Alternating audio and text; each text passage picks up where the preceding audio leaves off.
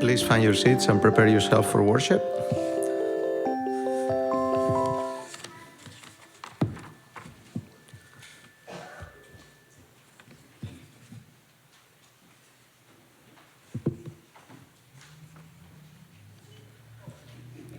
Welcome to the Unitarian Universalist Congregation of Colombia. My name is Emilio Perez, and I am your service leader of the day. Those of you who are here with us in the sanctuary, please be advised that the service is being streamed, so people are able to watch this from home in YouTube. Those who are watching the stream service, we're glad to have you here, and even not present in person, at least present digitally through the technology we have available.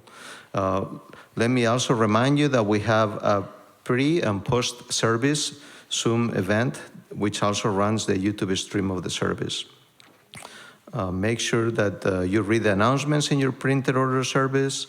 Also, and especially, be sure to read the weekly events that are emailed to you each Thursday, as well as the Unigram and the website. I urge you to keep your website, open as a tab on your internet browser so you can keep up with what's going on. Please practice social distancing, and for now we are not making mask wearing mandatory. It's just optional, but you are welcome to keep a mask on for whatever circumstances you need to keep it on. And one thing we need to remind you is that if you're singing, please put your mask on, because that may be a little more risky situation. So, all right. We don't have flowers today, but we have a nice group of people, so we can enjoy looking around. And now let's center ourselves for today's service, and remember to silence all your electronic devices. We have an announcement from Stephen. Before we move to our prelude, I just wanted to make one kind of corrective announcement.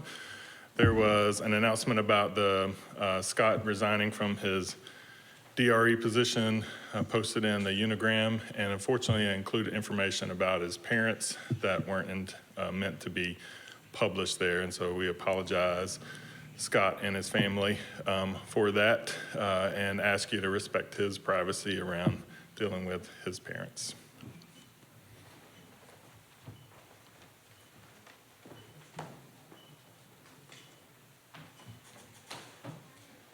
Our prelude for this morning's service is a song called Let's Talk About Gender by Lindsay Amer from Queer Kids Stuff. Lindsay's YouTube channel is for kids in all ages, and they focus on songs, entertainment, and education focused on LGBTQ+ and social justice issues. Of Queer Kids Stuff, Linz writes, "Queer representation and content for children is scarce, and Queer Kids Stuff aims to eliminate stigma by educating future generations through queer-focused intersectional media specifically made for an all-ages audience. Parents, teachers, and LGBTQ+ adults can use this work as a tool to help them explain queerness to the kids in their lives. It's recommended for all ages." This song was introduced to me through our 2022 Side with Love 30 Days of Love UU campaign.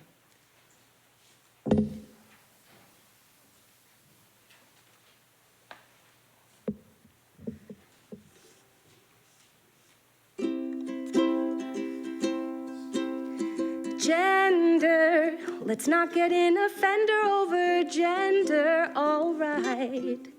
Remember asking someone, what are you? It can be tender, not right. So we ask, how do you identify? 'Cause it's hard to tell just with my eyes. So tell me what you feel inside, so you can be the best of you and beam with pride. Gender, let's not get in a bender over gender, all right. Remember, being exactly who you are is full of splendor and light. Here are some ways to identify. There's she for girls and he for guys. They and them for in between. So you can be the happiest and we can sing. Oh, oh, oh, gender. Let's not get in a fender over gender, all right. Remember, being exactly who you are is full of splendor and light. Splendor and light. Splendor and light.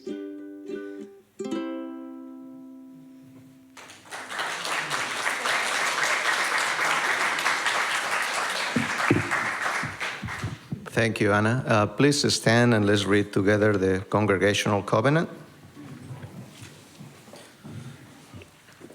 Love is the doctrine of this congregation. The quest for truth is its sacrament, and service is its prayer. To dwell together in peace, to seek knowledge and freedom, to serve others in community. Thus do we covenant with one another. All right, well, welcome, everybody, in this beautiful Sunday.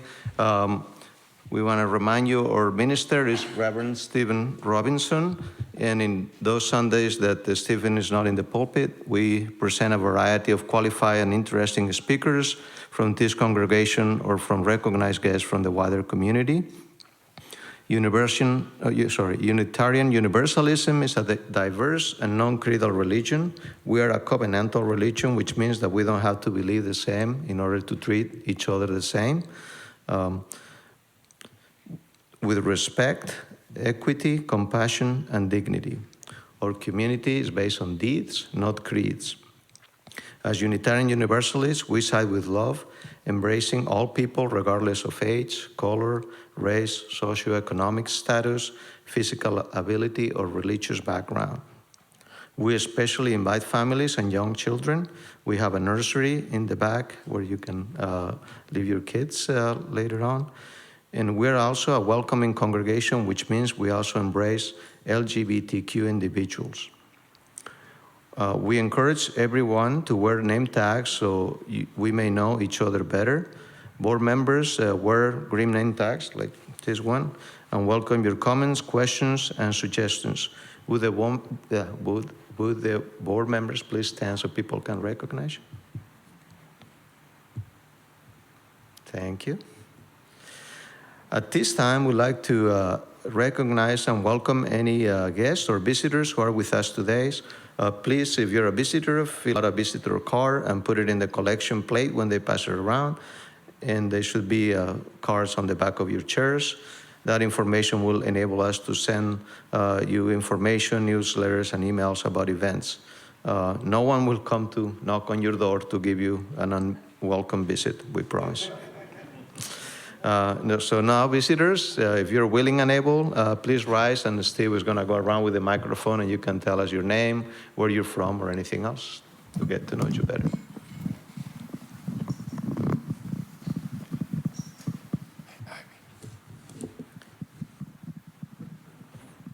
My name's Olivia. I'm from Lake City, South Carolina.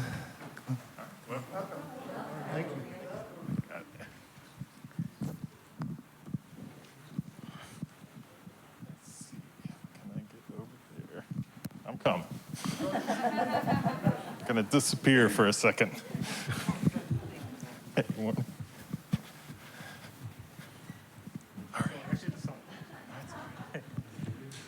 Hi, my name's Barry. My wife, Amelia, she's been here a few times. I'm atheist. I was brought up Roman Catholic, and I'm not religious at all anymore. I do like I was very supportive of my wife coming here because I love the fact that it's inclusive and that everyone's welcome and it's not creedal.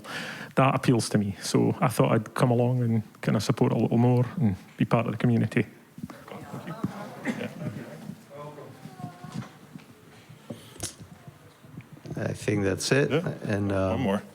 Oh, one more? It's all right. Oh.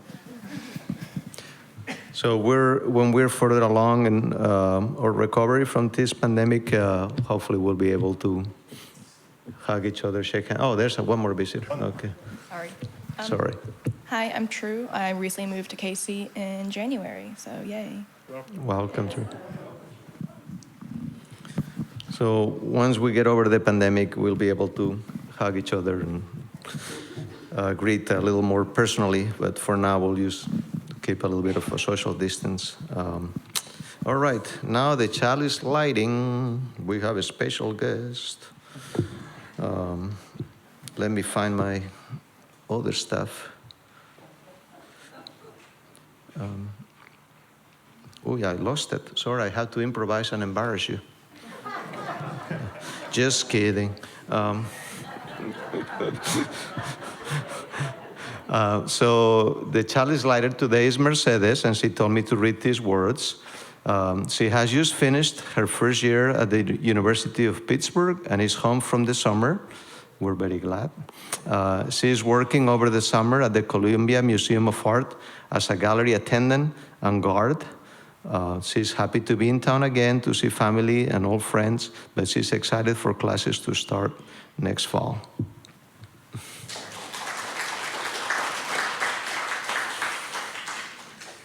And now we have our musical meditation.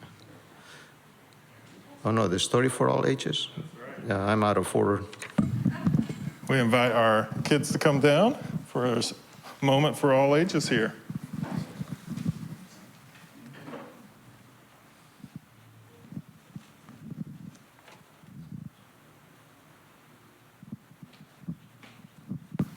Y'all get to see how hard it is to find a route down to here, right?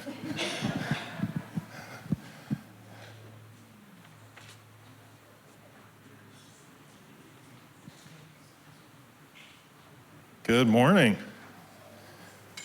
How are you doing? Good. Today, we have some really cool flags on the front of our programs. Did you see those? Somebody hold it up. See those flags, those colors? One of them looks a lot like my tie, right?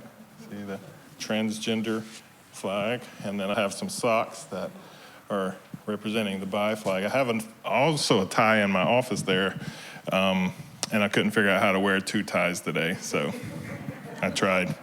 So today we are really offering our support to everyone and our love and acceptance to every person, no matter who they are, because we recognize that no person is exactly alike.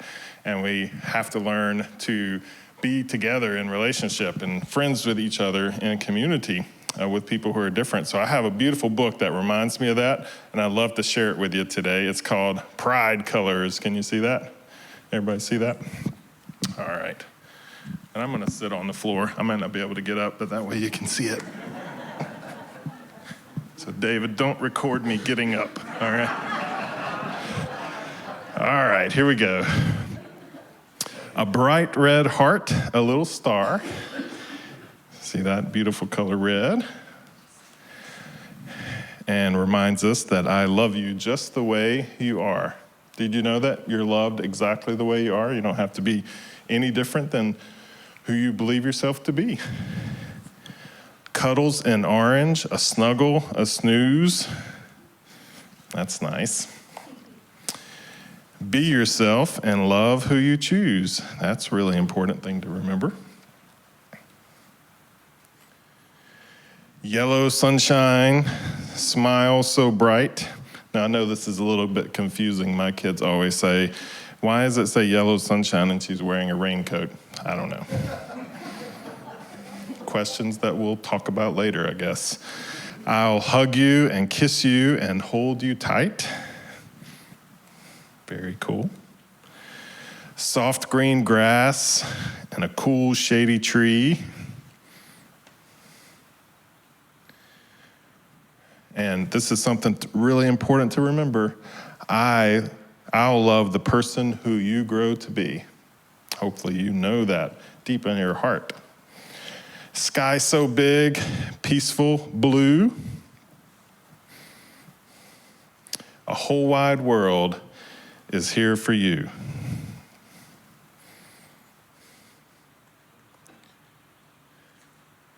And then purple glitter, dancing wild. You are my very precious child. And then there's a wonderful thing about the rainbow flags and Pride Day fun. I'll always love you, little one. That's a good reminder that what the colors represent: life, healing, sunlight, nature, peace, harmony, and spirit. So I hope you know that you have parents who love you, that you have people who work in our RE program that love you exactly the way you are, and a whole congregation here that loves and supports you exactly the way you are and whoever you grow up to be. We are so excited to see that happen.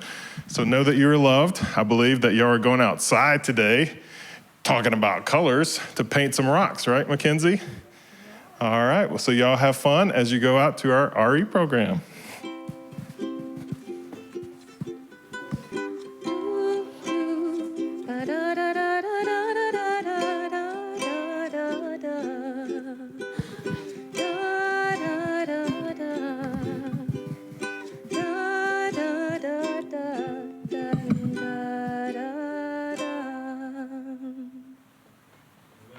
Is going to share our opening words.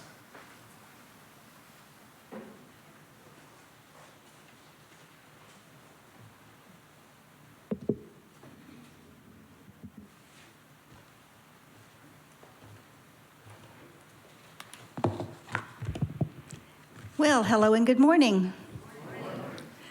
I'm Linda Brennison, and I'm here today to read a poem, but also to stand in strong opposition to transphobia, homophobia, and biphobia, and to stand for my Unitarian Universalist belief in the inherent worth and dignity of all. Some of you don't know this about me, and some of you know it very well. But 16 years ago, a very beloved member of my family came to me and said, I am transgender. And at first, I experienced a sense of loss and probably some disbelief, although Not a whole lot. And so, as time went on, I came to realize I hadn't lost anything. I had gained a better, happier, and more whole person. And so I'd like to read this poem to you today by Carson Metcalf, and it is entitled, Why Grieve Me? Just maybe I can understand why you say these things. Is it to flood my mind, to bring me tears, to stress me out, to cause me pain, to make me ashamed of who I am today, or to make who I am simply go away? Why else would you say that you're grieving me? I'm still by your side. I'm still here. It's still me.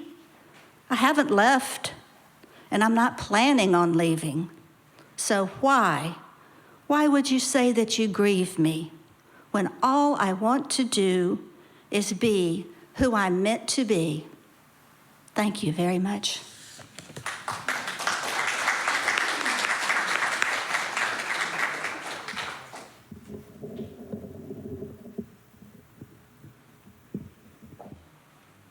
I invite you to center yourself and join me in a deep listening experience for our musical meditation. Pauline Oliveros is sometimes described as an avant-garde or experimental composer. But she introduced herself in a magazine article in 1971 saying, Pauline Oliveros is a two-legged human being, a female, lesbian, musician, composer, among other things that contribute to her identity. She is herself and lives with her partner, along with assorted poultry, dogs, cats, rabbits, and tropical hermit crabs. She is devoted to the elevation and equalization of the feminine principle, along with the masculine principle. Somewhat in response to a time of fear, political turmoil, and war during the Vietnam protests, Pauline Oliveros left the performance stage and focused on playing single-note pitches. It's said that for 1 year of music making, all she did was play the single note A on her accordion. She said she was motivated then to create something she called sonic meditations, where people would come together in small groups to break the boundaries of conceptions for notated music and community involvement in music making. And these came to be something she called deep listening. And this style of music invites the listener to fully experience sound in the same way one would focus on breathing in meditation. And the sounds that are part of the compositions are not only the sound that the musician intentionally creates, but the sounds that are in one's environment, the sounds that you hear now.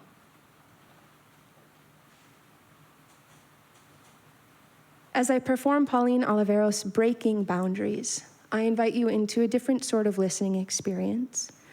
Focus on the sound as it comes into being and passes and connects to the next sound. And hear also the sounds around you as we are connected in this space.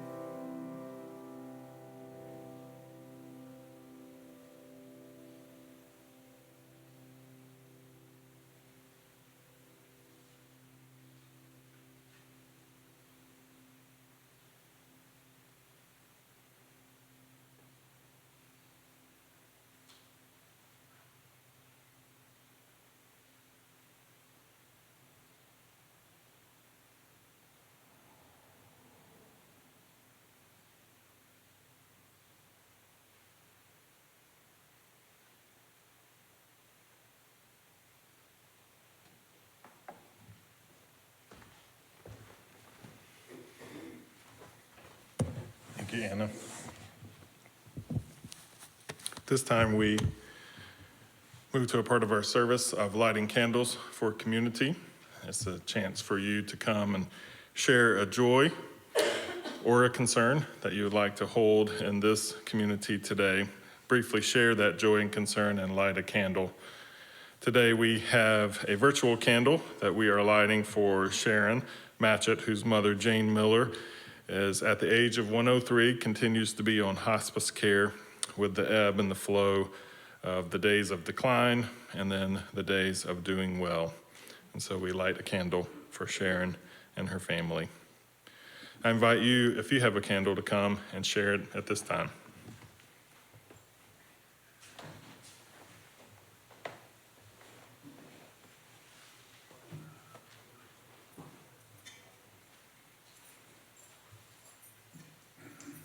Hi, I'm Robin Shearer, and I participated in the march yesterday, or the demonstration at the state. I was not a major participant. There were certainly others from our congregation who were more active in it, but I do want to share just my, I would say, fury, anger at something that is what I think of as a religious freedom issue. When we look at our 7 principles, we talk about the inherent worth and dignity of every person and justice, equity, and compassion in human relationships.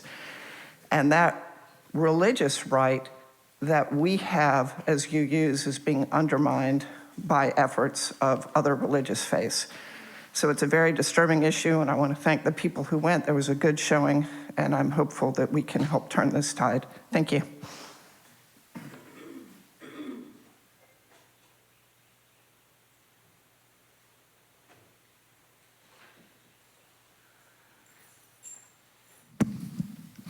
You know, I could probably stand up here and talk for about an hour about some experience I've been through, but I'm going to keep this brief.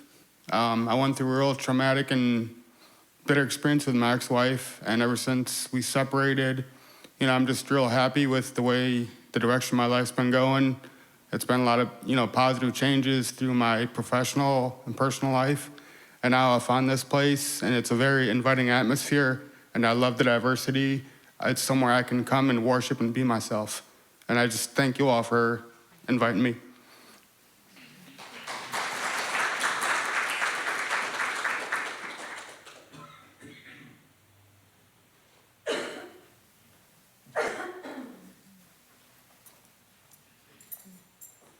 I'd like to echo what Robin said about the event yesterday. There were a lot of us there. And I really believe that this Bands Off Our Bodies applies to trans issues as well as all the issues that they're, you know. So I really like the phrase "bands off our bodies." I think that's very inclusive. I'd also like to light a candle for Barbara Smith, who fell down this week and she broke a finger and she hurt her face, but she's, I guess, slowly doing better. But we all think of a lot of her. So.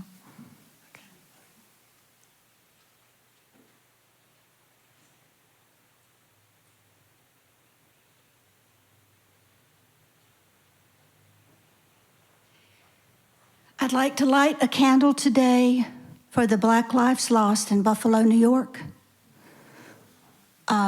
It was a hate crime that's been already established. And I would just like to say that we do welcome all LGBTQ people, there's no doubt, but we welcome all BIPOC people as well. All Black, Indigenous, and people of color are welcome and supported here. And we would love, love, love to see more of them in our congregation as well. Thank you.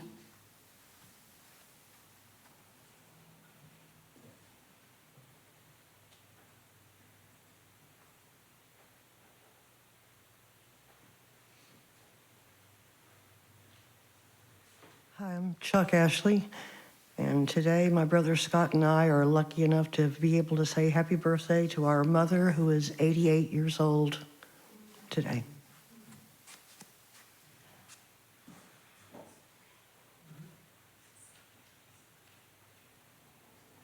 Good morning, I'm Bud Ashley.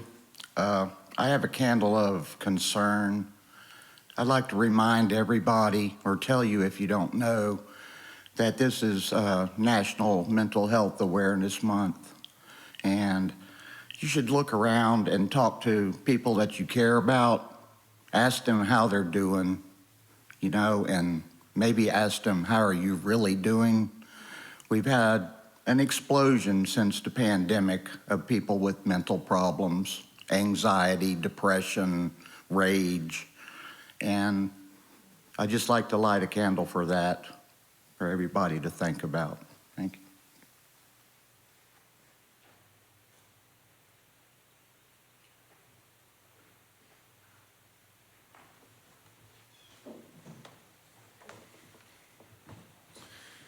Then we light a final candle for the joys and the concerns that are silent today in this space.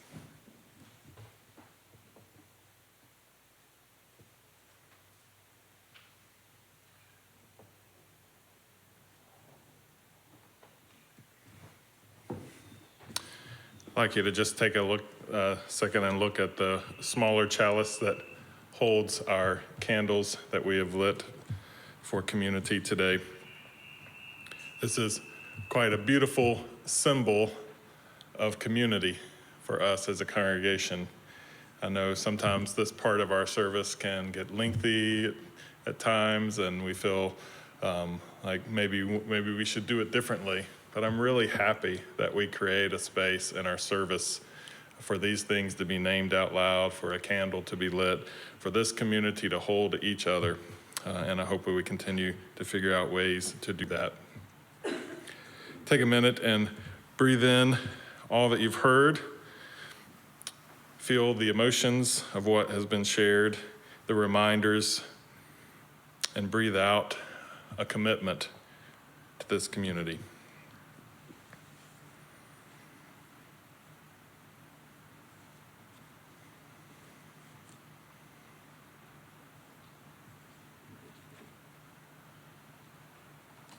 Thank you. This time we prepare for our offering, and it's a great reminder that this month's Share the Plate, very appropriate for our timing and our culture, is Planned Parenthood. If you would like to contribute to Share the Plate, please do so by either going online, or you can do that by designating it in the offering plate. Elizabeth Harris joins me for our offertory musical selection, Courage to Be Who We Are by Ruth Huber from the Justice Choir Songbook. She writes, Courage to Be Who You Are was written to commemorate the life of Gwen Amber Araujo and to celebrate the lives of beautiful and courageous trans people everywhere.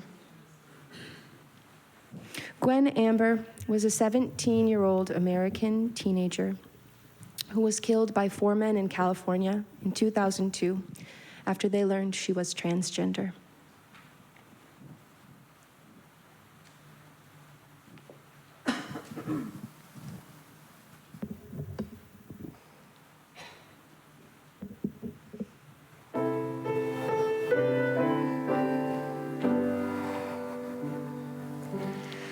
We are here in the memory of those who have fallen, those who have fallen, those who have fallen. We are here in the memory of those who have fallen, here for the courage to be who we are.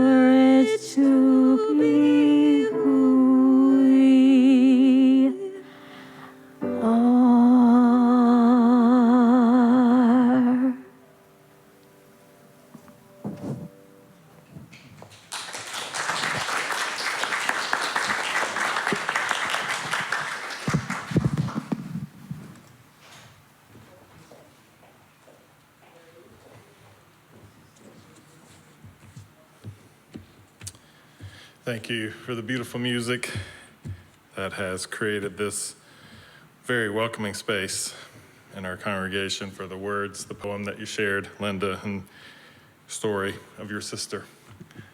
Thank you. Tuesday, May 17th, is the International Day Against Transphobia, Biphobia, and Homophobia.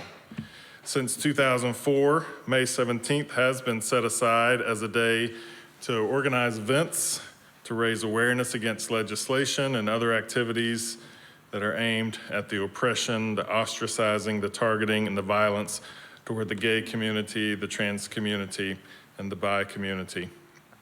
Frenchman Louis-Georges Tin started these events with a goal to raise awareness, but also to leave room for the diverse ways to organize and commemorate the day around the globe, leaving room for diverse cultures and diverse political systems. May 17th was chosen to honor the day in 1990 that the World Health Organization made the decision to declassify homosexuality as a mental disorder. I wish I could say that was longer ago than 1990. Hard to believe. May 17th and this international event attempts to encourage a dialogue with the media, with policymakers, with public opinion, and the society as a whole.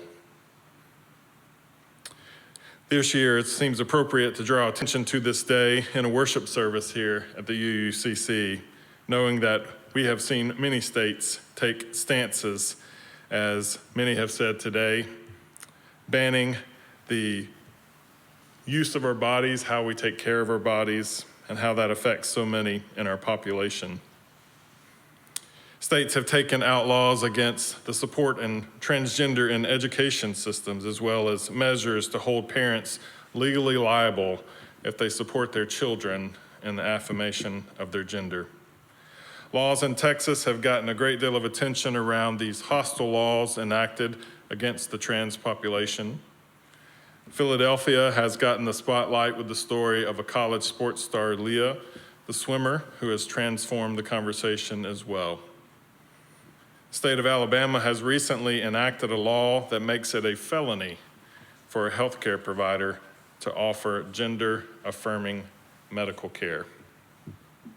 I think it's safe to say that we are living in a culture of fear in our day and age today. I do an exercise with students in our program as we are training them by reading a portion of Mein Kampf to them without telling them the source that I'm reading to them. This exercise has also gotten me in trouble in my healthcare organization, having downloaded that document to my computer and for about 2 weeks being blocked from the internet. So I'm thankful that someone is paying attention. So I read the portion of Mein Kampf and I tell them don't tell them where I'm reading it from, and I just ask them to pay attention to the emotions that they feel as I read it, as well as the emotions they hear in the text. So I read the portion, I'm not gonna share it today, but the overwhelming response and the main two emotions that are always articulated every time I do the exercise, number one is fear. Number two, anger. Think about that. Fear and anger, the most common responses to that document. Not fear, I'm afraid, listening to it. Fear is what I hear in the writer that's writing it. Makes me think that the words of Andrew Smith, the young adult fiction writer, who says that we fear what we don't understand and we hate what we can't conquer, might exactly be true. In contrast, in that same exercise, I also read the poem entitled Pied Beauty by Gerard, Manley, Hopkins. And I would like to share those words. He does come from a Christian tradition, and so there's language of God in his poem.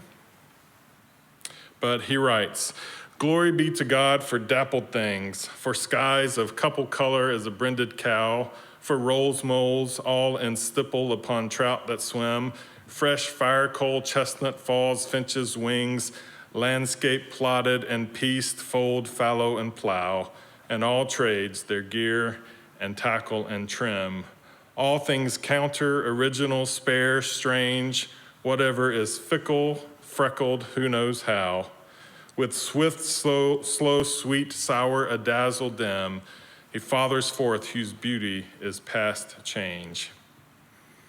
As I read that poem, the overwhelming, with the same intent, listen to the poem. What emotions do you feel? What emotions do you experience in the author? The overwhelming emotions are all wonder and love. So think about that. The emotions underlying all of Adolf Hitler's beliefs and actions are fear. We fear what we don't understand. We hate what we can't conquer. Legislation is being put down the pipes today, enacted out of fear and hate. The interesting thing, part of this day, which really drew my attention this year for the International Day on May 17th, is that it attaches not so much to the International Day of rights for these communities, but an International Day standing against the fears, the phobias. That is what the day is called. The International Day, literally, against these phobias, these fears. As you use, we value science and reason. This is where you say amen. It's like, that's the first thing I've agreed with you today, Stephen. And as a community, we put science high on the pedestal. We put reason high on the pedestal, and I truly celebrate that we do that in this community. And at the same time, because we value reason so much, because we value scientific formula so much, we often try to force ourselves to understanding too quickly. We look at issues concerning gender, issues that are complex, current issues surrounding women's sports, and we try to force ourselves to a place of understanding that is a complex issue that needs to be talked about. Or, this is more about our community, we at least feel afraid to admit that we don't understand. Trying to force ourselves to move to understanding too quickly really bypasses the work that needs to be done to actually create a sense of understanding. And this is where our principles give us another option to ground ourselves while we do the work of understanding. One of the things I love about our 7 principles is they speak to a core value, a place to ground ourselves so that understanding and action then can come and grow from that place. As we've been reminded by Robin today, we believe in the inherent worth and dignity of every person. What if we just, in these issues that we are trying to understand in our culture, what if we just grounded ourselves there? Even if we haven't reached a place of fully understanding, that we ground ourselves in the place of we believe in the inherent worth and the inherent dignity of every person. Ground ourselves there, offer acceptance, offer love to conquer the fear that can stir up around issues that we don't fully understand. What if we just chose to love and to accept and figure out the complexities later? I took my kids to Disney World one year, and they were huge fans of Star Wars at the time, and so we stood in line to see the Star Wars characters at the Epcot park. And when I say we stood in line, we stood in line for a while. You know the characters. BB-8 was there in person. I don't know what's the appropriate word for a robot. Yoda was there. So many of the characters were there. And then we walked into this room where there was ominous music playing, and there stood Kylo Ren, the person that makes Darth Vader look like not so bad a villain in these more current movies. Kylo Ren standing there doing the grip thing that he does, pointing it at kids, my kids, even though they know, oh, this is, someone dressed up in that costume.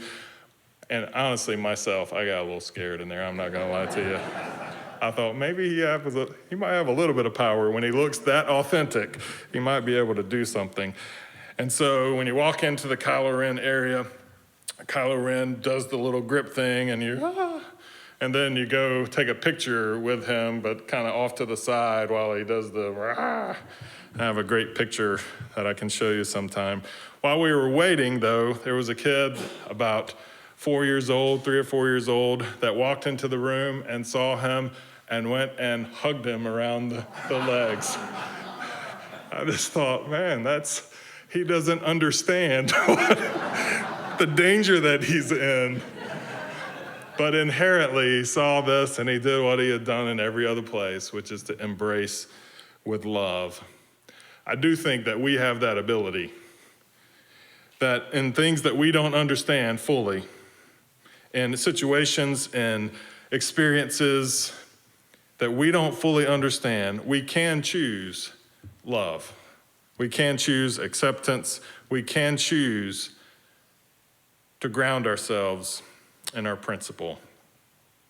The love and acceptance then creates a space for empathy, true empathy, not fake empathy, true empathy. And then empathy then creates a space for listening, for the sharing of feelings. We risk the vulnerability of saying, this is what I feel, this is my experience. And we covenant in a way with another so that they can articulate, this is what I feel, and this is my experience. And we listen, we truly listen to each other, avoiding the temptations to jump to conclusions, to make assumptions, and try to jump to understanding too quickly. For many of the trans community that I've spoken to lately, one of the most difficult barriers is overcoming people who say, I fully understand your experience. There's no way you can fully understand any one person's experience, even if you have things in common, without doing some listening first and saying, let me hear what your experience is. All of these temptations to jump to these conclusions, to jump to these assumptions, to jump to this understanding are driven by the same fear that drives the legislation against. So we do the work as a community to create time and patience to love, to accept, to listen to each other, and to listen to ourselves. And if we do that and commit to that, then the slow work of transformation happens. And out of that grows understanding. If not understanding causes fear, and that fear drives us to judgment, then love and acceptance can move us to empathy, and empathy gives rise to understanding. Think about your own personal journey. Many times our feelings about how we understand something in our lives is transformed because someone close to us experiences that. And that journey of listening and understanding, creating true empathy, is how we move to a transformation in our thinking. So as we prepare for May 17th in a couple of days and do our work here at the UUCC to counter the attacks on the homosexual, transgender, and bi communities, the female community, we acknowledge these fears are driven not by understanding. And so we make a commitment and a covenant to move to love and acceptance, even if understanding is not clear. Love not only guides us, but it also grounds us.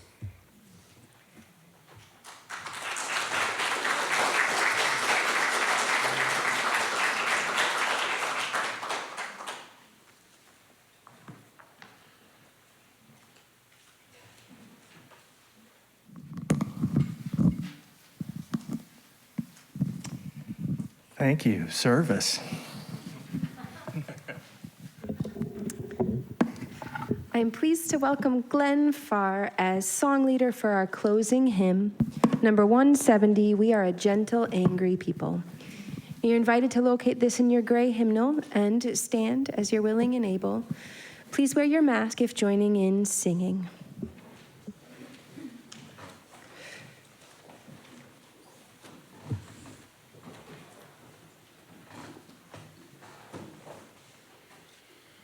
Holly Near wrote this following the assassination of Harvey Milk. And she said in a performance in 2017, when I wrote this, we originally sang We Are Gay and Lesbian together. But then we were surrounded by the support of allies, and so I changed it to We Are Gay and Straight together. And now we are learning more and more about gender and sexuality, and it now requires many more syllables than I can fit into the song. And so let us now sing, We Are All in This Together. And those are the words we'll use when we reach our final verse.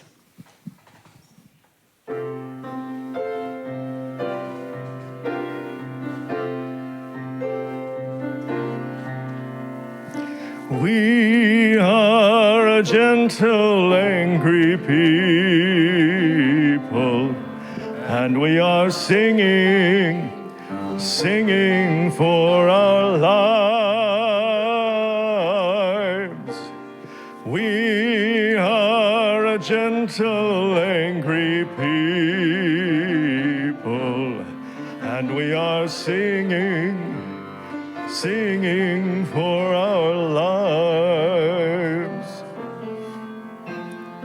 We are a justice-seeking people,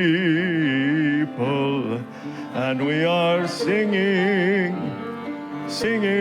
for our lives. We are a justice-seeking people, and we are singing for our lives.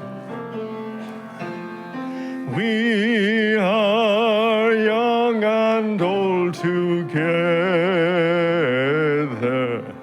and we are singing for our lives. We are young and old together, and we are singing for our lives. We are a land of many colors,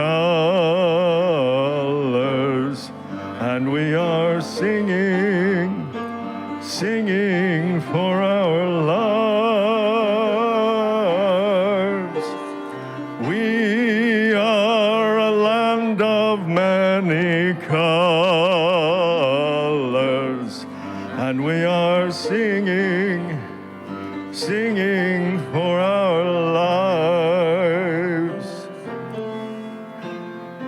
We are gay and straight together, and we are singing for our lives. We are gay and straight together, and we are singing for our lives. We are all in this together, and we are singing for our lives. We are all in this together,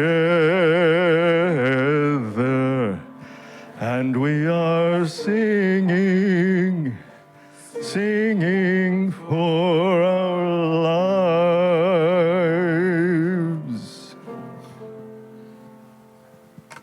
Thank you, Glenn.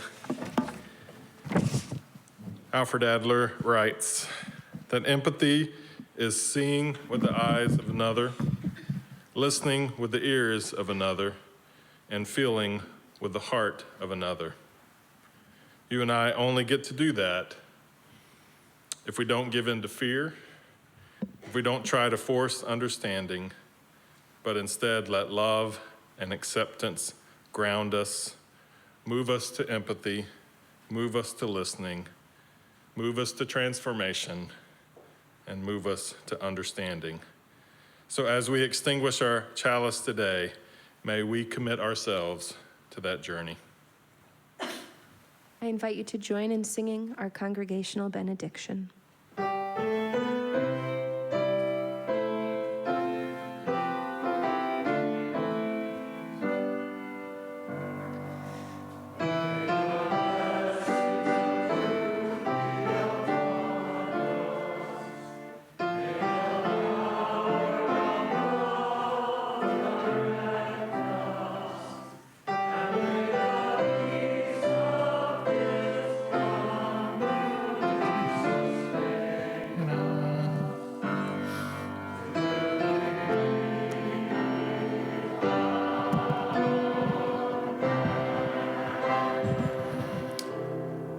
Probably noticed in your program a one-page flyer. We invite you to that event. I think it would be a wonderful experience to follow up on our service today. A very dynamic speaker, so please encourage you to attend that.